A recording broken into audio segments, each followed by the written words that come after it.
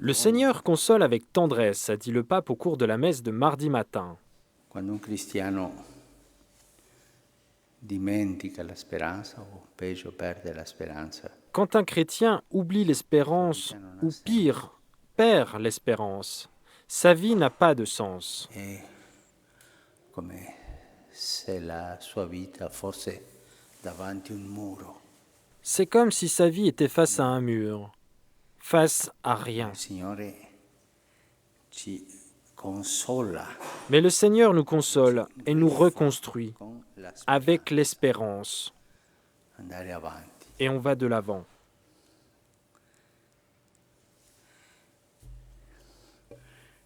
E anche lo fa con una vicinanza speciale a ognuno. Et il le fait avec une proximité spéciale auprès de chacun d'entre nous, parce que le Seigneur console son peuple et console chacun de nous. Bello come il brano d'oggi C'est beau comme la fin du chant d'aujourd'hui.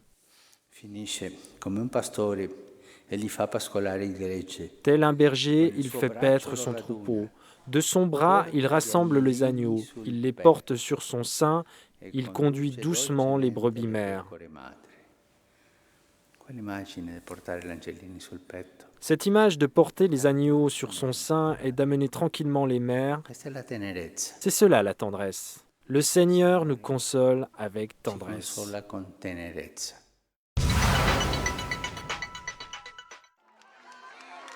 Le jugement dernier est déjà en acte tout au long de notre existence, a rappelé le pape François ce matin au cours de la catéchèse de l'audience générale, poursuivant ses réflexions sur le credo devant 40 000 fidèles présents place Saint-Pierre. En parlant de l'affirmation « Je crois en la vie éternelle », le souverain pontife a souligné que le jugement est prononcé à chaque instant de la vie, si nous accueillons avec foi le salut du Christ, ou alors si nous restons incrédules en nous enfermant en nous-mêmes. Ma se noi ci chiudiamo noi stessi all'amore di Gesù, Si nous nous fermons nous-mêmes à l'amour de Jésus, nous devenons nous-mêmes ce que nous condamnons. Nous nous condamnons nous-mêmes. Le salut réside en s'ouvrant à Jésus, et lui nous sauve. Si nous sommes pécheurs, tous nous le sommes, tous, demandons pardon et avançons en ayant la volonté d'être bons. Le Seigneur nous pardonne. Mais pour cela, nous devons nous ouvrir à l'amour de Jésus qui est plus fort que toutes les autres choses. Nous devons ensuite penser au jugement, non pas avec peur ou avec hésitation, mais avec attente et une profonde joie, comme au moment où nous serons jugés prêts à être revêtus de la gloire du Christ, telle une veste nuptiale. Après avoir salué les pèlerins de langue espagnole, le pape François a lu un message pour toute l'Amérique, qui célèbre ce jeudi 12 décembre la fête de sa sainte patronne, Notre-Dame de Guadalupe. L'apparition de l'image de la Vierge dans le manteau de Juan Diego, a dit le pape, était un signe prophétique d'un accueil, les bras ouverts de la Vierge Marie à tous les habitants de la vaste terre américaine. Qu'aujourd'hui, ces habitants tiennent les bras ouverts comme la Vierge, avec amour et tendresse. L'Amérique, a-t-il conclu, est une terre généreuse, où des peuples divers peuvent vivre ensemble, aptes à respecter la vie humaine dans toute son évolution et à accueillir les migrants comme les pauvres et les marginaux de tous les temps. Hier, la Caritas a lancé une campagne mondiale contre la faim et contre le gaspillage de nourriture, avec comme slogan « Une seule famille humaine, de la nourriture pour tous ». Una sola famiglia umana, cibo per tutti.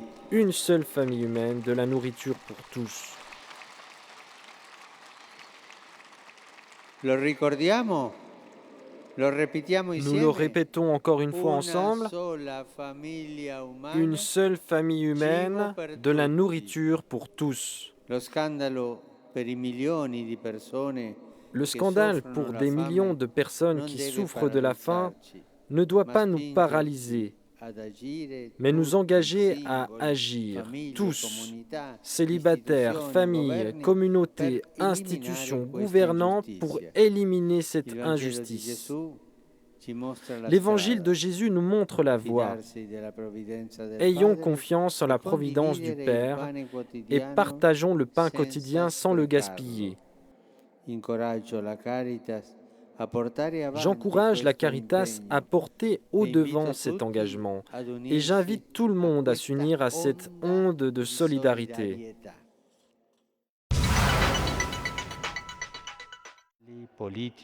La traite des personnes est un crime contre l'humanité. Nous devons unir nos forces pour libérer les victimes et pour en terminer avec ce crime toujours plus agressif qui menace, outre les individus, les valeurs de base de la société et également la sécurité et la justice internationale, outre l'économie, le tissu familial, tout comme le vivre ensemble en société. Ainsi s'est exprimé le pape François dans son discours aux nouveaux ambassadeurs d'Algérie, Islande, Danemark, Lesotho, Palestine, Sierra Leone, Cap-Vert, Burundi, Malte, Suède, Pakistan, Zambie, Norvège, Koweït, Burkina Faso, Ouganda et Jordanie. Une stratégie coordonnée et efficace est nécessaire. Il faut faire plus, a insisté le pape, pour enrayer le phénomène et protéger et assister les victimes de ce crime, dont il n'est pas rare qu'il soit lié au commerce de la drogue, du transport des migrants en situation irrégulière à la mafia. Il faut être comme des enfants pour entrer dans le royaume des cieux, ouverts aux nouveautés, à la joie et à la liberté de l'esprit, a martelé le pape François dans l'homélie de vendredi matin. Questi cristiani che sono chiusi, che sono ingaviati, ces chrétiens qui sont fermés, qui restent dans une cage, ces chrétiens qui sont tristes, ils ne sont pas libres. Pourquoi ? Parce qu'ils ont peur de la liberté de l'Esprit Saint, qui vient par l'intermédiaire de la prédication.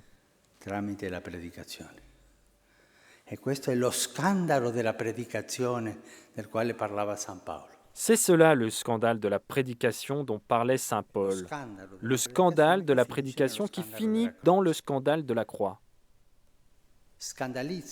C'est scandaleux que Dieu nous parle par l'intermédiaire d'hommes qui sont des hommes pécheurs et limités. C'est scandaleux. Et plus scandaleux encore, que Dieu nous parle et nous sauve par l'intermédiaire d'un homme qui dit être le Fils de Dieu, mais finit comme un criminel. Quel scandale! Cette année, le sapin de Noël de la place Saint-Pierre est un arbre international, a relevé le pape François devant la délégation de pèlerins bavarois venus à l'occasion de l'inauguration du sapin de Noël au Vatican, un sapin qui provient de la région allemande de Bavière, plus précisément de la frontière avec la République tchèque. Ce vendredi soir, lors d'une autre cérémonie sur la place, les pèlerins assisteront à son illumination.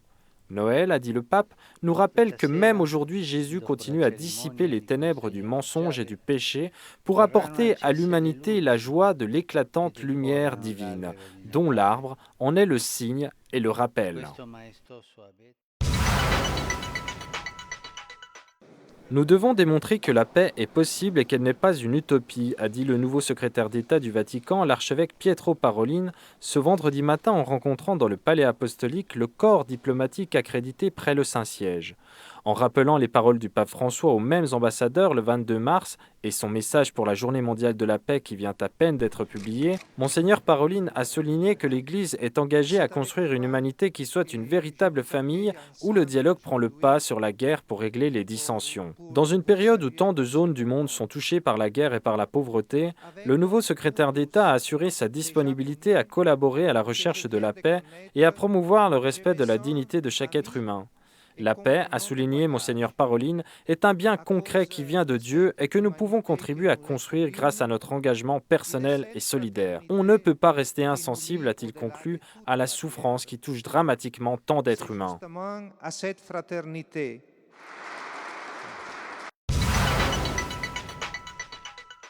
Ce matin, le pape François a accordé sa bénédiction à une famille pauvre lors d'une visite au dispensaire Sainte-Marthe au Vatican, géré comme une fondation autonome. Dans la salle Paul VI, il a rencontré le personnel et les volontaires qui assurent chaque jour un repas et de l'assistance aux personnes défavorisées. Le dispensaire a été fondé en 1922 sur la volonté de Pie XI. Actuellement, 270 familles sont accueillies dans la structure. Pour 2013, on a compté plus de 3500 visiteurs médicaux au dispensaire, médecins ou personnel soignant, tous volontaires. Le dispensaire accueille des familles venant du monde entier et de toutes les religions. La plupart d'entre elles viennent d'Amérique latine et d'Afrique du Nord. Selon les statuts de la Fondation, son président est l'aumônier du pape, Monseigneur Konrad Krajewski. Son activité est assurée par les filles de la charité de Saint-Vincent de Paul.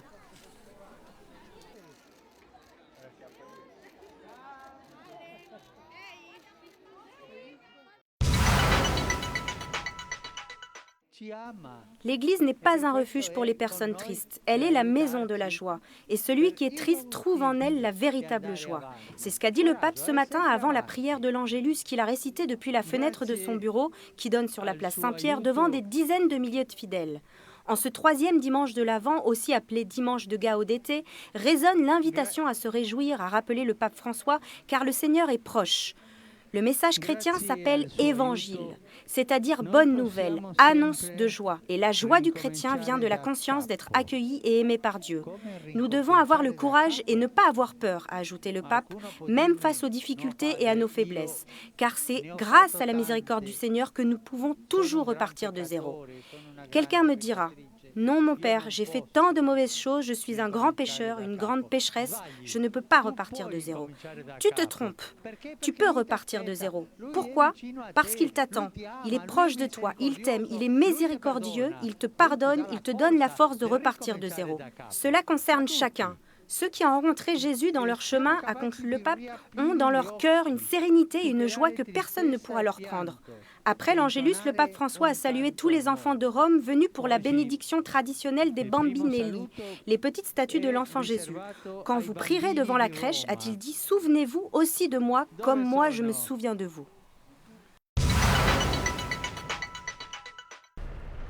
Bonjour, il y a 5 mois, dans l'avion qui le menait au Brésil, le pape François avait assuré aux journalistes qu'il ne donnait jamais d'interview car il trouvait cela pénible. Alors il faut croire qu'il a changé d'avis ou qu'il s'est habitué, parce qu'après la longue interview accordée cet été aux revues jésuites, celle accordée au fondateur de la Repubblica il y a quelques semaines, eh bien c'est cette fois-ci le grand quotidien italien de Turin, La Stampa, qui a arraché à l'approche de Noël une longue interview du pape. Dans cette longue interview, les médias du monde entier, vous l'avez peut-être lu ou entendu ici ou là, eh bien, ont retenu quelques lignes dans lesquelles le pape François affirme ne pas être marxiste. En fait, c'est la réponse du berger à la bergère. En affirmant que l'idéologie marxiste était erronée, le pape François a ainsi répliqué à un animateur radio américain célèbre qui avait vu en lui un disciple de Karl Marx après la lecture de la récente exhortation apostolique Evangelii Gaudium, un texte dans lequel le pontife condamnait entre autres une dictature de l'économie sans visage, une dictature meurtrière. Mais cet entretien va au-delà, bien au-delà de ces quelques petites phrases retenues par la presse. 9 mois après son élection, le pape François évoque dans cette interview notamment la réforme de la curie dont il dit qu'elle sera longue, ou encore l'avenir de la Banque du Vatican. Dans une critique à peine voilée, il regrette ainsi qu'elle soit moins, comme à l'origine, tournée vers le service aux religieux, aux missions ou encore aux églises pauvres. Le pape François en profite aussi pour rétablir quelques vérités, s'il confirme notamment que la question de la discipline sacramentelle à l'égard des personnes divorcées et remariées sera approfondie, clarifiée parmi d'autres sujets lors des synodes consacrés à la famille au Vatican en 2014 et en 2015. Le pape entend aussi, il l'affirme clairement, ne pas brûler les étapes sur cette question. Et puis quant à la création de femmes cardinales dont il a été question dans la presse ces derniers temps, il se demande d'où est sortie cette plaisanterie, ce sont ses mots, et il assure que dans l'Église, les femmes ont surtout besoin d'être valorisées et non pas cléricalisées. Alors, au fil de l'interview, le pape assure aussi que l'œcuménisme est prioritaire à ses yeux et il évoque aussitôt une forme tout à fait spécifique d'unité qu'il appelle l'œcuménisme du sang, en référence aux très nombreux martyrs dans le monde entier de toute confession chrétienne. Mais à l'approche de Noël, le pape François évoque aussi longuement le sens de la fête de la Nativité. Il souhaite que les chrétiens laissent la place à l'espérance et à la tendresse et qu'ils ne prennent pas le risque d'une église froide, une église, dit-il, qui serait faite d'idéologie ou de postures mondaines. Je vous dis à la semaine prochaine.